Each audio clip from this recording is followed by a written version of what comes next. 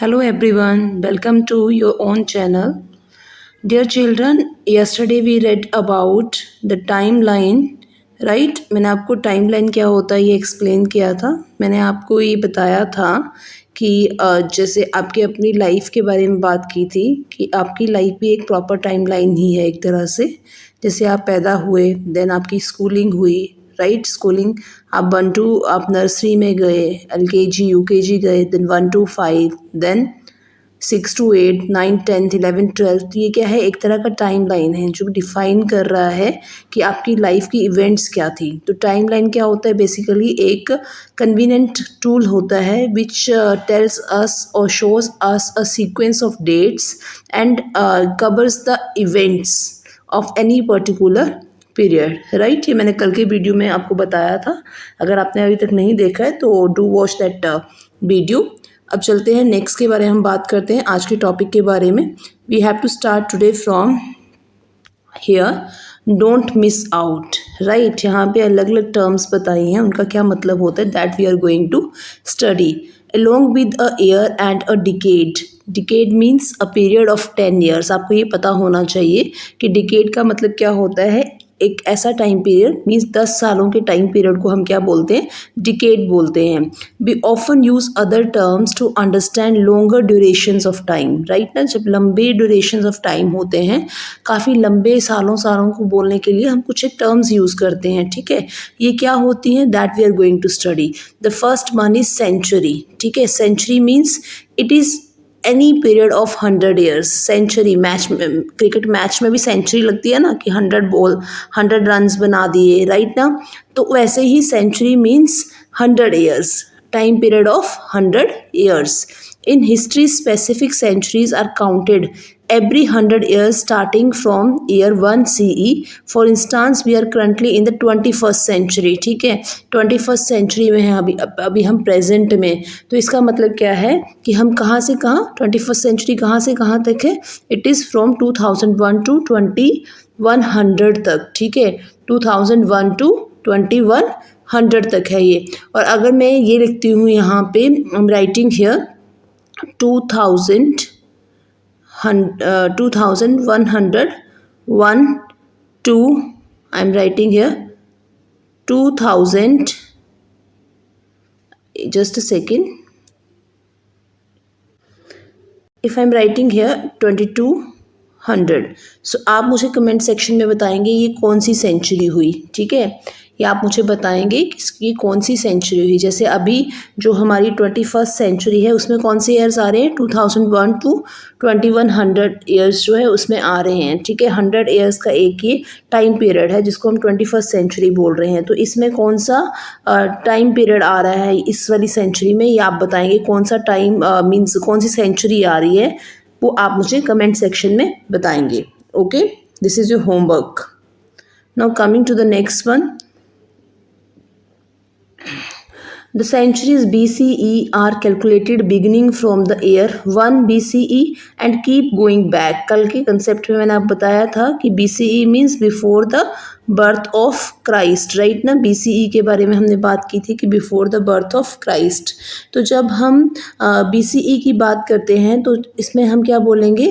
इसमें हम बैकवर्ड करते हैं, उल्टा काउंट करते हैं ना. जैसे यहाँ पे एग्जांपल दिया है, third century BCE would includes the years. यहाँ पे उल्टा होगा. जैसे यहाँ पे यहाँ से यहाँ हो रहा था, राइट ना? फॉरवर्ड हो रहा था. अब इसमें क्या होगा? बैकवर्ड होगा. जैसे यहाँ से 201 to 300 मीन्स उल्टा जा रहे हैं ना, बैकवर्ड चल रहे हैं हम लोग, है ना?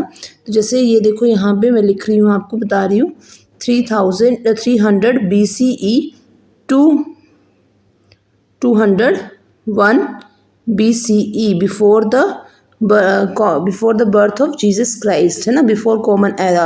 आपको पता है इसमें क्या चलते हैं? उल्टा चलते हैं हम लोग. तो इसमें ऐसे लिखा जाएगा. और ये भी टाइम पीरियड कितने का हो रहा है?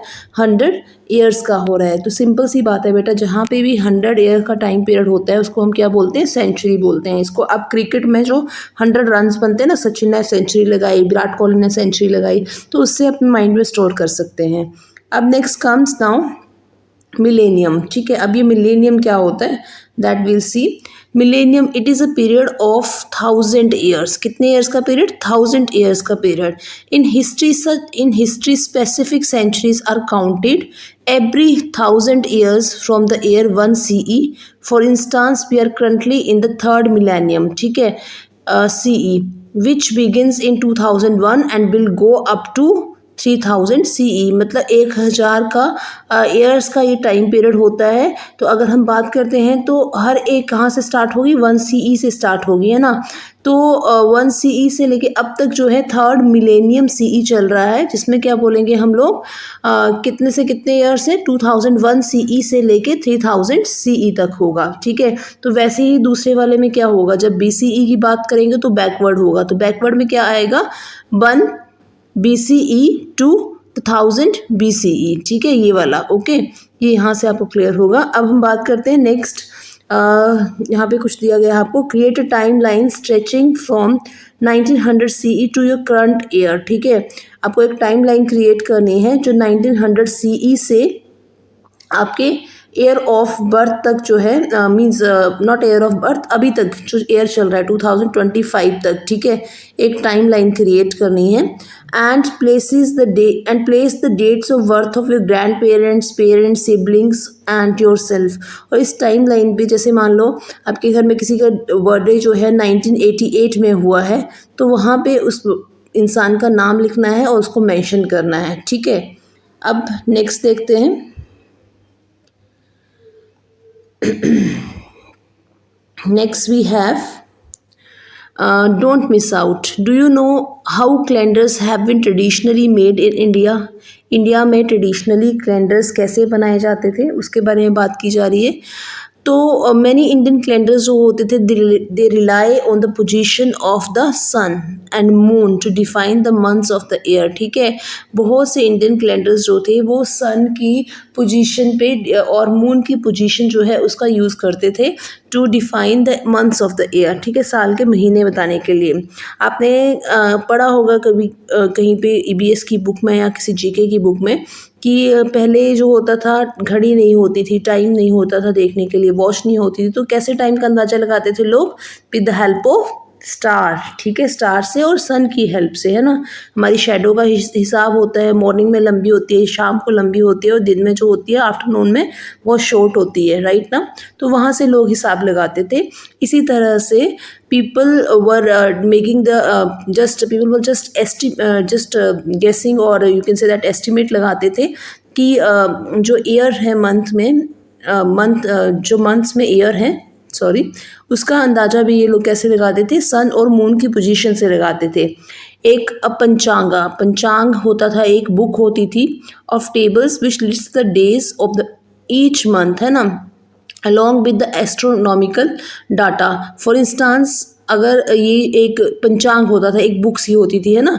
आपने देखा होगा आपके घरों में भी एक कैलेंडर सा होता है, एक कैलेंडर होता है जिसमें इंग्लिश में लिखा जाता है, और एक ऐसा कैलेंडर होता है जिसमें हिंदी में भी इवेंट्स लिखी गई होती हैं, ठीक है। उसको हम क्या बोलते हैं, पंचांग बोलते हैं, जिसमें एस्ट्रोनॉमिकल डाटा दिया होता है कि कब हमारा सोलर एक्लिप्स है, कब लूनर एक्लिप्स है, ठीक है, सनराइज का टाइम बताया होता है, सनसेट का टाइम बताया होता है।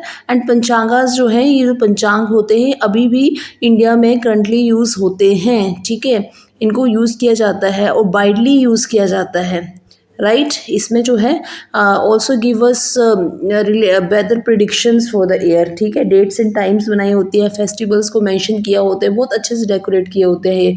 जैसे मान लो अभी अम्बेडकर जी की जयंती आ रही है 14 को, तो वो क्या होता है, उसमें वहाँ पे उन्होंने अम्बेडकर की पिक लगाई होगी to make the things more clear, right. अब नेक्स्ट बात करते हैं, what are the sources of history, okay. Sources of history, हमारे चैप्टर का नाम ही था timeline and the sources of history, right ना। टाइमलाइन तो हमें क्लियर हो गया, अब सोर्सेज ऑफ हिस्ट्री के बारे में बात करते हैं। स्टार्टिंग ऑफ द चैप्टर में भी मैंने आपको बताया था बेटा कि उस टाइम पे जो पास्ट में इतना कुछ हुआ है, उस टाइम पे ना आप थे ना मैं थी, है ना, हम लोग नहीं थे।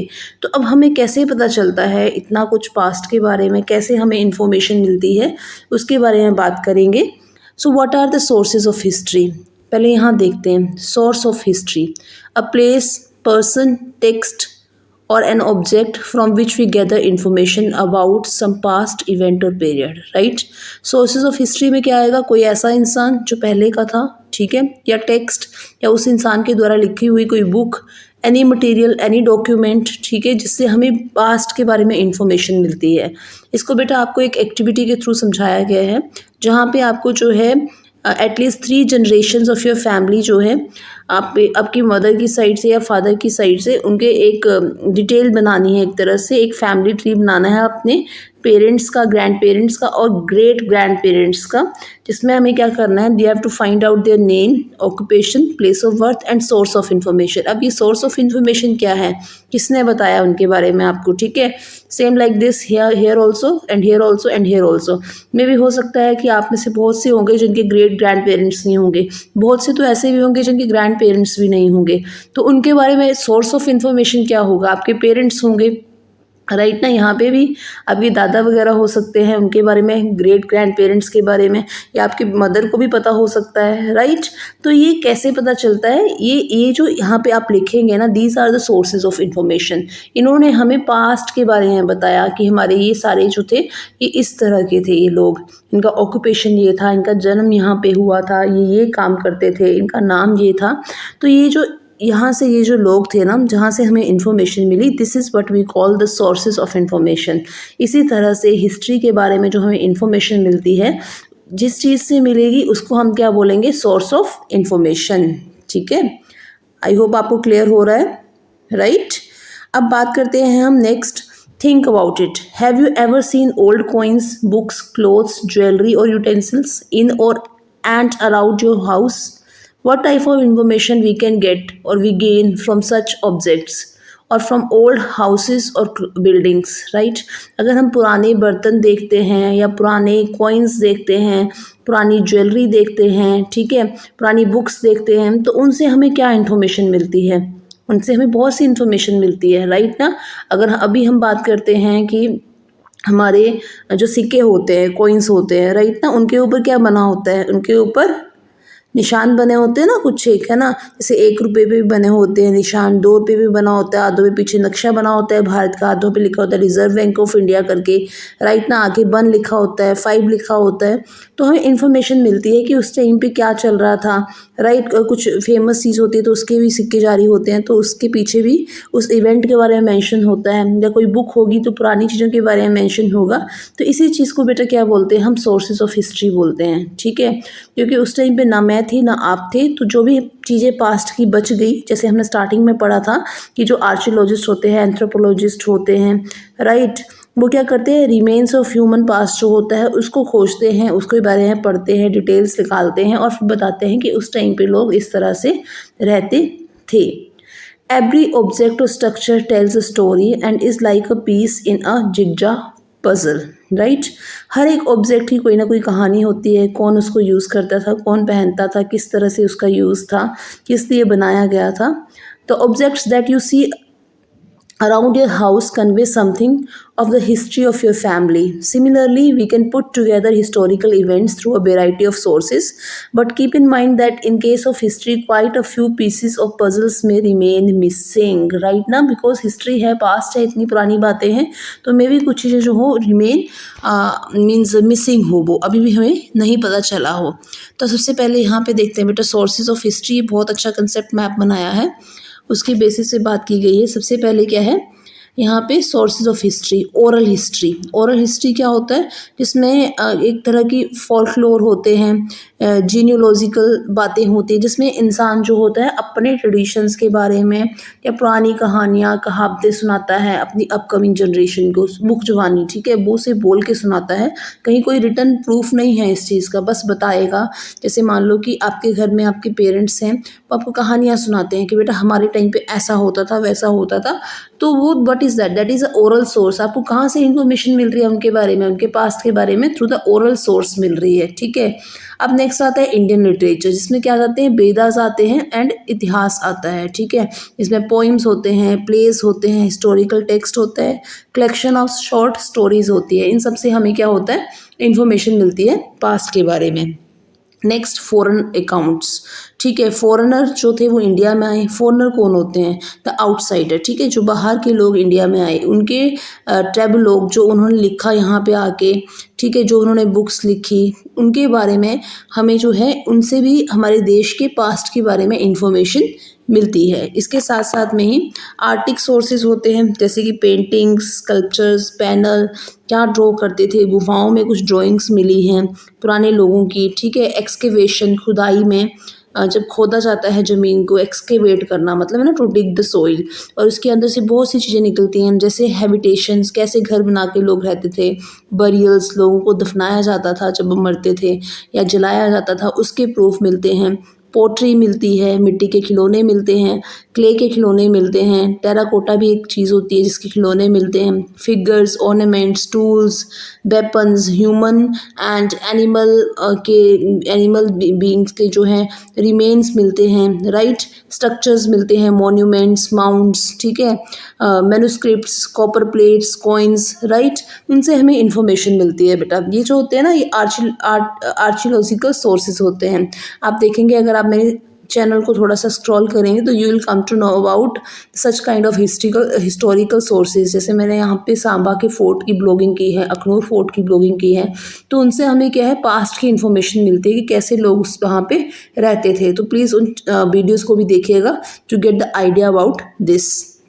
अब नेक्स्ट बात करते हैं हम लोग, remember them all now, we will use some of them as we go along. When historians study, say, king or a queen of 1500 years ago, an ancient monument, a war, or some items of trade, they take great care of together the information, ठीक है। अब किसी भी राजा महाराजा के बारे में हम जब पढ़ते हैं तो उसके एशियंट जो मॉन्यूमेंट्स होते हैं, ठीक है, उनके बारे में पता चलता है, उनसे इंफॉर्मेशन, कौन कौन सी लड़ाई लड़ी, कैसे लड़ी, क्या हुआ था, ये सब यहाँ से हमें क्या होती है इंफॉर्मेशन मिलती है।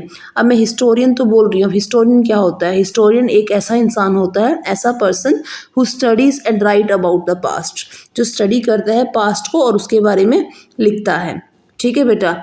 अब आज का वीडियो जो है this is the third part, और फिर काफ़ी लंबा हो रहा है तो अब मैं इतना ही कर रही हूँ। नेक्स्ट जो फोर्थ पार्ट रहेगा उसमें हमारा चैप्टर जो है कंप्लीट हो जाएगा। अगर आपको क्वेश्चन आंसर्स के जो आंसर्स हैं क्वेश्चंस के अगर वो भी चाहिए हैं तो please mention in the comment section, and please do comment in the comment section. अगर आपको ये चैप्टर पसंद आ रहा है, ये टीचिंग वीडियो पसंद आ रहा है, आप लाइक कर रहे हैं तो इसमें शेयर भी करिए, कमेंट भी करिए और सब्सक्राइब भी करिए, क्योंकि जब आप कमेंट करते हैं तो get motivation, and when we get motivation then हम रेगुलर जो है every day will post. Thank you everyone, God bless you all.